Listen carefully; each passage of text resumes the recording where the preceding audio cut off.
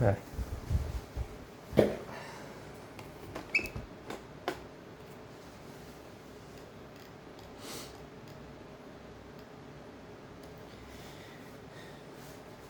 Imaginez, vous discutez avec quelqu'un pendant plusieurs semaines. Cette personne semble gentille, attentionnée, à l'écoute. Petit à petit, vous lui faites confiance. Puis un jour, un problème arrive. Un accident, un voyage bloqué, un besoin d'argent urgent. Et c'est souvent là que l'arnaque commence réellement. Aujourd'hui, on va parler des arnaques sentimentales et pourquoi elles touchent de plus en plus de personnes. Salut, c'est Connecté Avenir. Si le numérique vous semble parfois compliqué ou inquiétant, vous êtes au bon endroit. Aujourd'hui, on va parler d'un sujet très important, les arnaques sentimentales sur Internet. Parce que derrière ces arnaques, il y a souvent de la manipulation émotionnelle, de la solitude et parfois des conséquences très lourdes.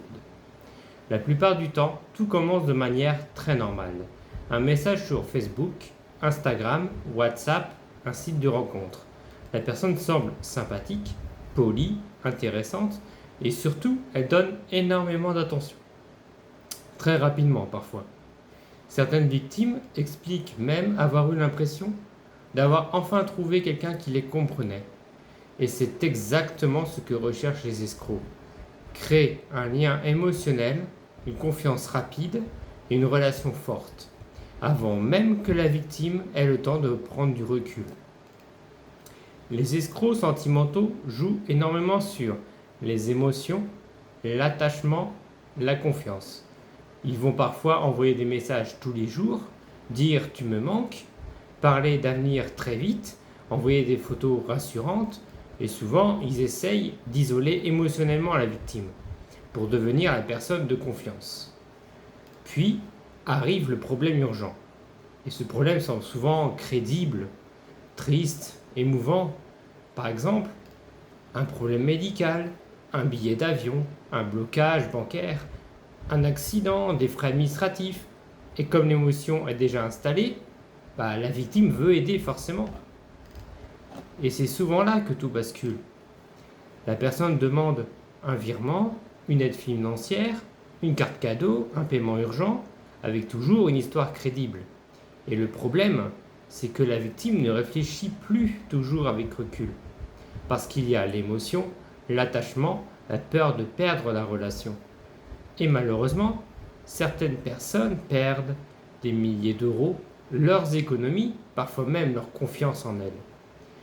Aujourd'hui, les choses deviennent encore plus compliquées parce que certains escrocs utilisent notamment des photos volées, des vidéos faites avec l'IA, du clonage vocal, de faux profils très réalistes.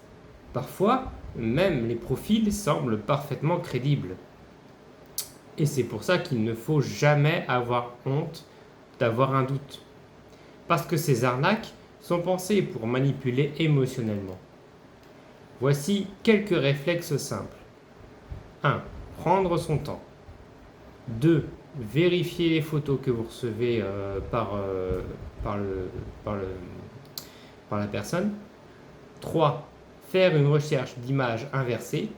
Donc vous allez dans Google, vous cherchez l'image et vous voyez si elle est utilisée un peu partout. Et si elle est utilisée par n'importe qui, si on voit partout et que ça correspond à un profil déjà existant, là, il faut sonner la sonnette d'alarme. Ne jamais envoyer d'argent rapidement. Parler de la situation à un proche, même si c'est difficile. Faire attention aux histoires trop parfaites. Parce qu'on sait tous que les histoires, elles ont toujours un couac. Il y a toujours quelque chose qui n'est pas net. Jamais rien n'est parfait.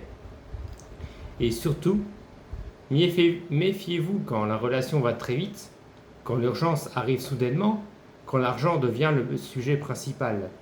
Et parfois, le simple fait de demander l'avis d'un proche peut éviter énormément de problèmes. Parce qu'une personne extérieure verra souvent des détails qu'on ne voit plus quand l'émotion prend le dessus. Et d'ailleurs, si vous voulez comprendre comment certaines arnaques utilisent aussi la voix et l'intelligence artificielle pour manipuler les victimes, regardez cette vidéo ici pour le clonage et le phishing. Parce qu'aujourd'hui, les escrocs utilisent autant les émotions, la confiance, que les nouvelles technologies. Et si vous avez un doute sur un message suspect, un outil d'analyse est également disponible dans la description pour obtenir une première analyse rapidement. Sur Internet, tout le monde n'est pas forcément celui qui prétend être. Alors, avant de faire confiance trop rapidement, prenons le temps de vérifier et surtout, restons prudents. Alors, on va voir que ça donne la vidéo.